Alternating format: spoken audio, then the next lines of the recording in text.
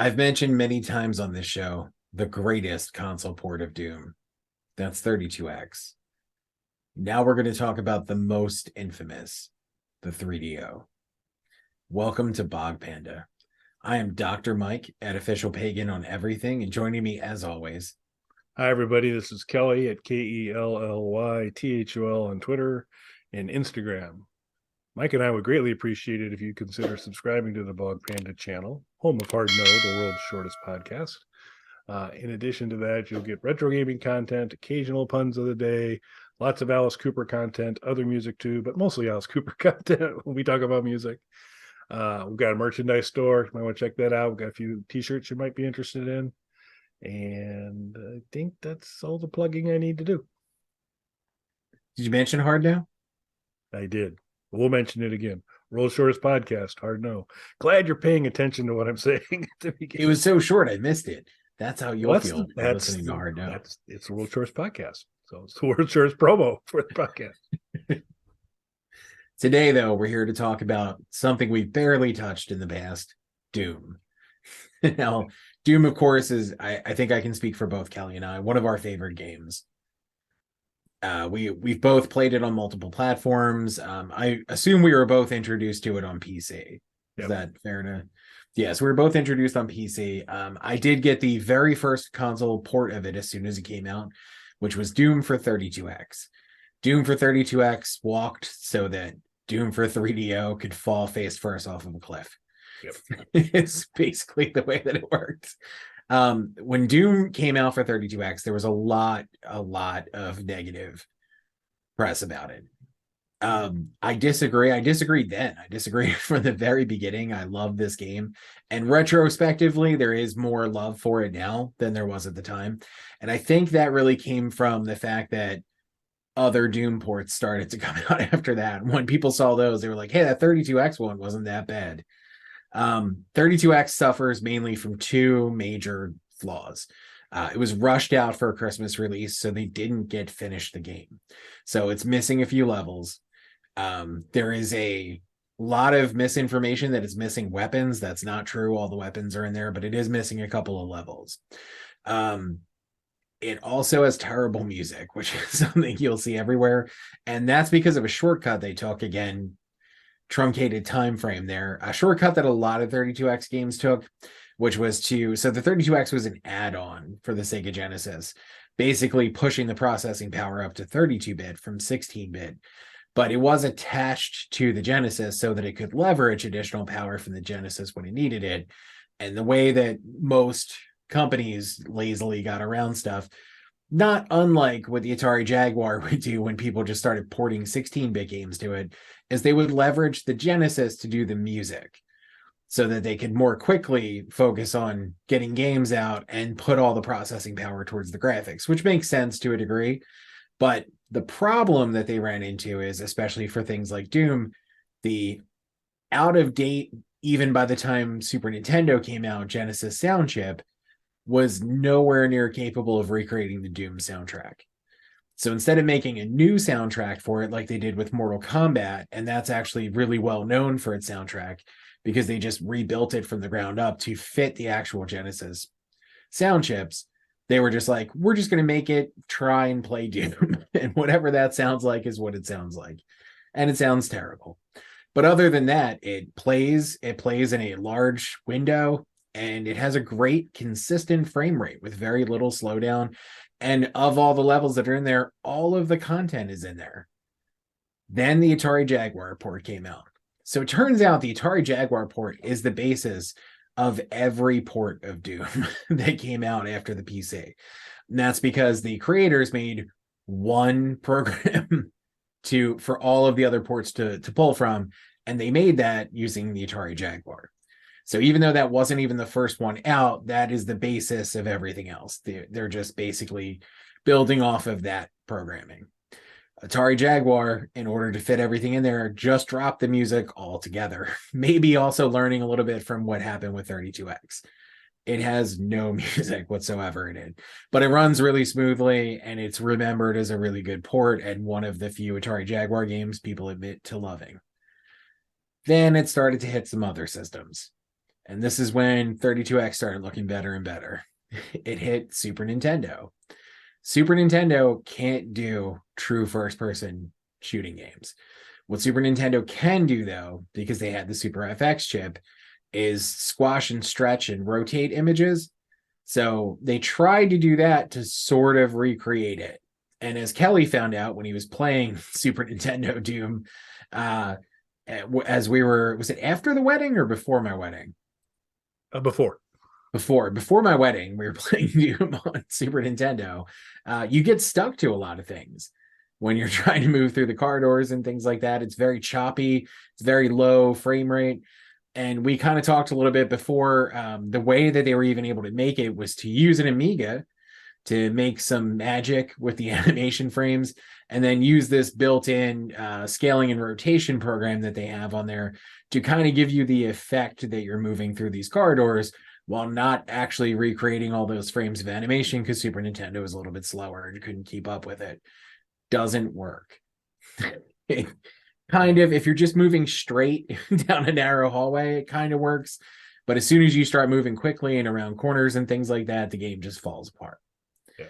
And it's kind of ironic, that the Amiga, the Amiga kind of pokes its head in and out of some affiliation with Doom one way or another, facilitating certain things getting done for creation of some other games as well. But it was, oddly enough, and I was Team Amiga for a long, long time. It just really, as powerful as that platform was and advanced as it wasn't going to handle a first-person shooter particularly well. Its Doom alternative was called, cleverly enough, Gloom, which playability wise maybe kind of close, but visually just you weren't used to that poor of pixelated graphics on an Amiga, but it was kind of the Doom game, best they could do to get the Doom gameplay on the Amiga. And I played Gloom using Super Console X, and I actually think it's really fun. I think it's a really cool game. But to Kelly's point, though, the graphics are rough to look at. It's a little hard on the eyes, especially if you're going to go through a full playthrough of the game. You're going to be in some migraine situations by the time you get to the end of that. Now, Sega Genesis was able to do, so the way that these early first-person shooter games worked, there is no 3D environments in them. They're 2D games. And what it's doing, I'm not a tech guy, so I'm sorry for not having all the fancy terminology, but essentially what it's doing is every time you move, it's redrawing the entire screen. So you're not actually moving into 3D space. It's just a 2D screen that's constantly redrawing.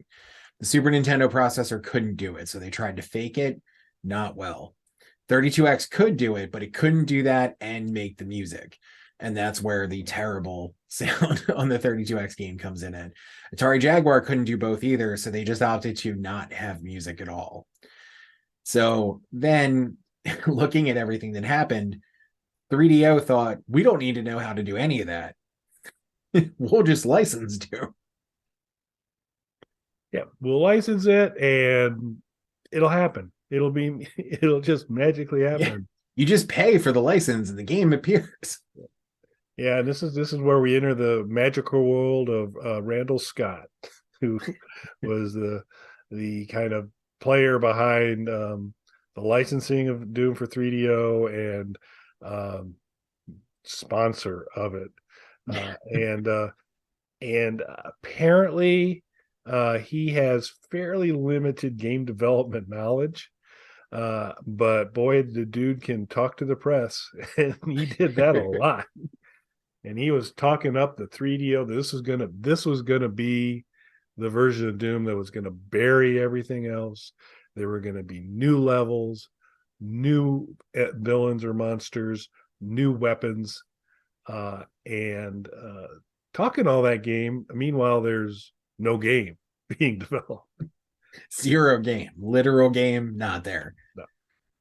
No, he had, gotten access to or licensing to actually get the source code for the original Doom, which he neglected to share with anybody. So this is important. So Kelly hit on something which I knew a lot about this because I remember this when it happened. Like I remember following this because I loved 32X Doom. played some of the other terrible ports, and then saw what PlayStation and Nintendo 64 wisely did when they learned from all of the, for whatever reason, the music seemed to be a big issue with a lot of these ports. It is for 32 for 3DO as well. Spoiler alert for what's coming. They couldn't recreate the music either. So what they copied what PlayStation was doing, and Nintendo 64 ultimately did as well, which is get a custom score for it, because they learned from whatever it is that's happening audio wise on the 32X, and Jaguar just opting to not have music if that was their only option. So they're like, it's better silent than to do that. So they learned from that, and PlayStation was like, we're just going to do our own score. And that score was actually such a big deal. Not only was it released as an album, that's the famous Aubrey Hodges score for it. Not only did he end up releasing that, including expanded versions, which are like 6-7 hours long, the deluxe versions of the album, Nintendo was like, we're just going to pay that guy to make us our own Doom score. So he did Doom 64 as well, with a totally new score for that, because they were just like, why reinvent the wheel when PlayStation figured it out? We'll just steal their guy and have him do ours as well, but not 3DO. Nope. Now you hit on a really important thing though, which I didn't know, because I remember all this unfolding watching, because I loved Doom, so I enjoyed playing all these different ports, except for the Super Nintendo version. Enjoyed playing all these different ports. I remember this coming out, and an interesting thing in a video that I came across recently that I sent you from the, what is it, Stop Skeletons from Fighting channel. Yes. Stop Skeletons from Fighting YouTube channel. Thumbs up for that name. So I had been watching their fighting game series that they had on there, and then this came up as like a suggested video. So that's how I ended up watching it. What I learned from this though is, so all of the ports of Doom, as we mentioned, are actually based off the Atari Jaguar architecture. So because there were so many issues with programming for Jaguar, they paid the actual creator, John Carmack, to do the programming for it. So he used that source code, and that's what people would license when they licensed their ports. 32X actually ended up coming out before the Jaguar version, but it was based off of that. All of them are. So, because that's John Carmack's code for the console version of Doom. So he knew it couldn't run on 3DO. This is the part of it I didn't realize. He knew it couldn't run on 3DO, so he made the 3DO licensing fee insanely high so that nobody could license it for 3DO, because it's something they already looked at. He knew it couldn't run it based on its hardware. So he just made it insanely high and was just like, it'll just never come out for that platform. Then this guy came along. Yeah, and said, hold my beer and here's my money. Yeah. He's like, I'll pay that. Yep. And this is in the heyday of some of the console stuff going on. So, and it's back when 3DO thought they had a shot. things are gonna happen before the world came crashing down on that. But the guy had no clue on development, no clue of the fact that this platform, that the disconnect between past ports and the 3DO platform, we're going to make this basically a ground up build, if that. And but he focused his time, rather than kind of syncing with the development team, saying, hey, where are we at? We're going to make progress, because also outside of an insanely high licensing fee, which you're not getting back, there was a date that they had to have it basically issued out by. And that date kept getting closer and closer with no development occurring. And this is a thing for anybody who's not familiar with licensing. You see this a lot with like movie franchises and things, where they'll rush something into production, usually a sequel. It's so they can keep the license rights, because license have to be acted on within a certain amount of time or you lose that license. Yeah. And so he seemed to think sending JPEG pictures of wouldn't this be a cool weapon? Do it. Make it happen. Do that. It did.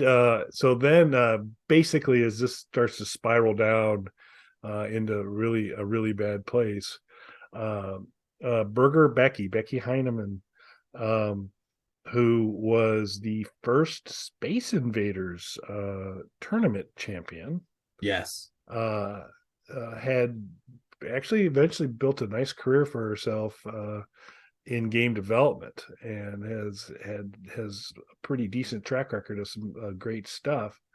And so they say, "Hey, why don't you do it?" And I think she, I'm trying to remember because Mike shared the video you watched. It was fascinating, very well done. We're going to include a link to it so you can kind of get that really good detailed history what went on here. But she kind of opted in and opted out multiple times because it was because of things like, well, I don't even have source code to look at to kind of get a sense of what I need to do here. And the window gets shorter and shorter. And it was a mess. But to her credit, their team's credit, they did eventually get something out. Now it's not great by any stretch of imagination, but the fact that there's anything is Yeah, testament it to this. seemed from this video that it got to a point where 3DO, the actual company, stepped in because they realized that this wasn't going to happen.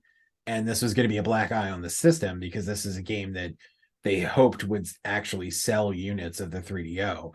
So they're the ones who kept convincing her to come back, not the actual publisher of the game, but the 3DO company themselves kept getting her to come back. And she wanted to be somebody who was on the ground level of 3DO, believing, as many people did at that time, that 3DO was going to have a lifespan, which it didn't have. 3DO, for anybody who doesn't know, took a weird road with their game developing.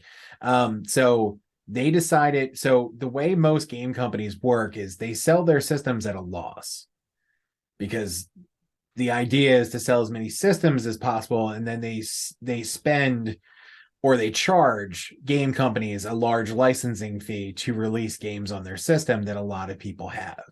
So it's a calculated risk of taking the loss on the system to make money off of the licensing from the games. 3DO went the opposite route and licensed the hardware out to other companies. So multiple companies made 3DO systems. So you had not compatible with each other, differently designed systems at different chain stores at wildly different prices. It was really weird and probably what killed the system before it even really took off. Yeah, certainly didn't help. Yeah. And it also probably didn't help that this amazing version of Doom that was advertised to come out wasn't exactly that. But yeah, and so she made progress. She was, they were going to get something. 3DO had stepped in and kind of begged her back a couple times. Please make this game. Yes, just please do it. And she's like, get this Randy guy away from me, whatever.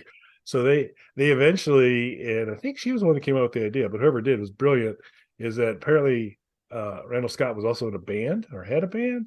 And back to your original soundtrack idea, she's like, tell you what, why don't you work on that? Why don't you come up with, and as apparently as incompetent as he was at every other aspect of this, they weren't bad musically. And so a decent soundtrack was developed by Randy, keeping him out of the hair of the folks trying to get a product out. But yeah, it reflects the situation, which is in a game that would typically require months for development, they were at weeks and days. And basically building it from the ground up, not really being able to use that Atari source code that everybody else had access to. Yep. So there's a version out there. It is considered, one of the worst, if not the worst, ports of Doom. But it runs at 6 frames per second. yeah, that became the big challenge. Of all the things was frame rate and all that. And so, of course, the solve for that was, well, we'll just, if you play it at this super small size, you have an acceptable frame rate. But if you expand it to any degree, you get to the 6 frame rate. I remember that really being 32X's big mic drop as well, and that being kind of Sega's comeback when this came out, because so one of the things that Nintendo claimed when the Super Nintendo port was coming out was that unlike 32X, it was going to be full screen. It wasn't.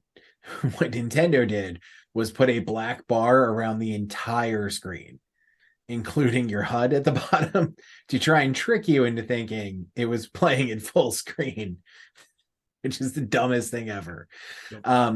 When you play it on 32X, your HUD takes up the bottom as normal, and there's a bezel around the actual window.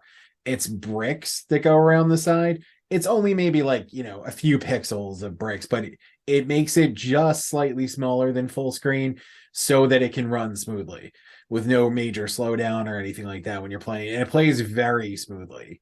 There's really no issues with that. It just sounds awful. So you have to turn the sound off, but it plays great.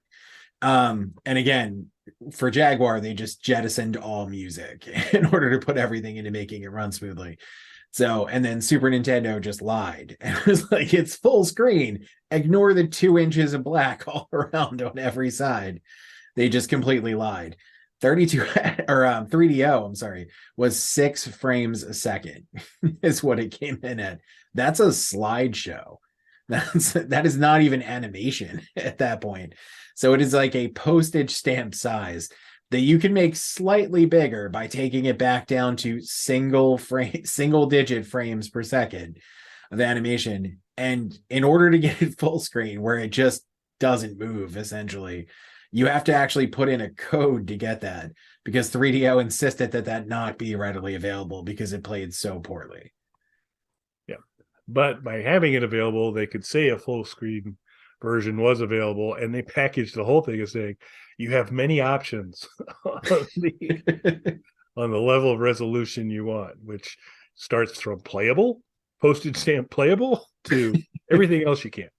But that was, given the time constraints and what they're working through, and fresh ground, fresh code, that's going to happen. You're gonna. It's going to be the struggle of a game, any kind of game like this, particularly if you're kind of having to go native development. That's gonna take you a little while to hone down and get it to where you needed to go. Time they didn't have, time they had to be in the market, and they say this is the frame rate we need, and so it's like, okay, then you're going to play it this big, but you'll get that frame rate.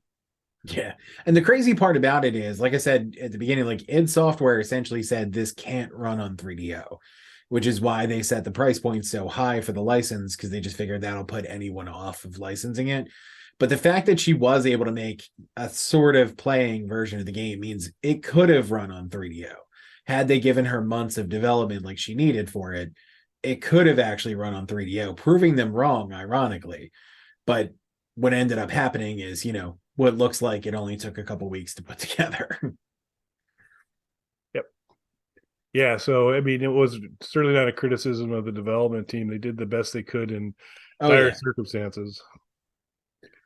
One of the things that's interesting about this port, though, there's a lot of interesting things in that story about this port.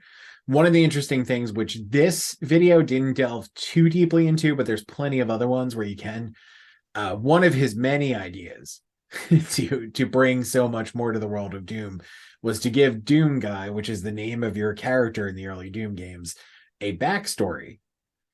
And they shot full motion video scenes with this backstory, which 3DO decided were so terrible they couldn't be included. But he was going to give Doom Guy a backstory with full motion video scenes and a love interest character. There's tons of stuff about this online. Yeah, and I don't know how much of the actual footage is available, but you do there are photographs of of what was put together, and Minotaur costume was repurposed to pull off a cyber demon and do some of those things. But it was a mess from top to bottom. Highly recommend Stop Skeletons from Fighting's video. Said we're going to include a link to that where you can kind of get the really well compiled and research history. Mike and I wanted to kind of skim across the service and poke fun where we could and talk about Doom again. That is one of our favorite topics. I would like at some point, even if we don't review the games, I think it'd be cool to do album reviews of the Aubrey Hodges soundtracks for PlayStation Doom and Doom 64, because those are two excellent albums, in my opinion. Okay. I'm down for that. I don't know if we'll find Randy Scott's version out there anywhere. But I don't think it's available, and even if it was, it wouldn't be now. He's apparently in some sort of legal situation, so Yep. which we can't for YouTube purposes talk about. So, but he's in trouble, and the bad kind of trouble. Not that there's good kind of trouble, but the really bad kind of trouble right now. So even if it was available, I doubt it would be now. Yeah, that's fair.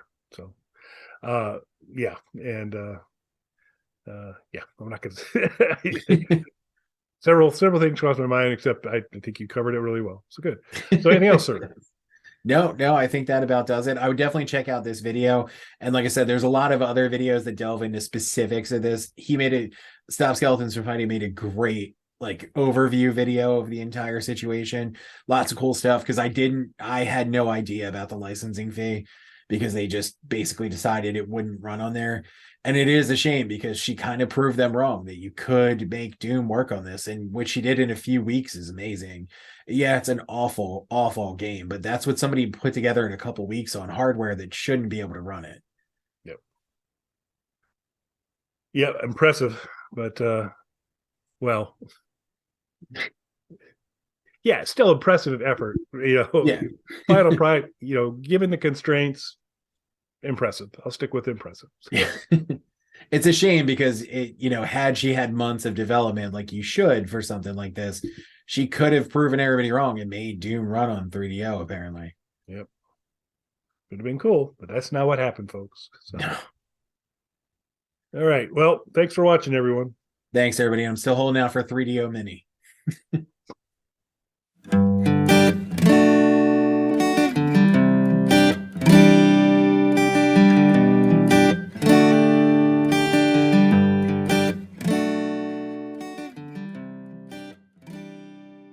Bog Panda.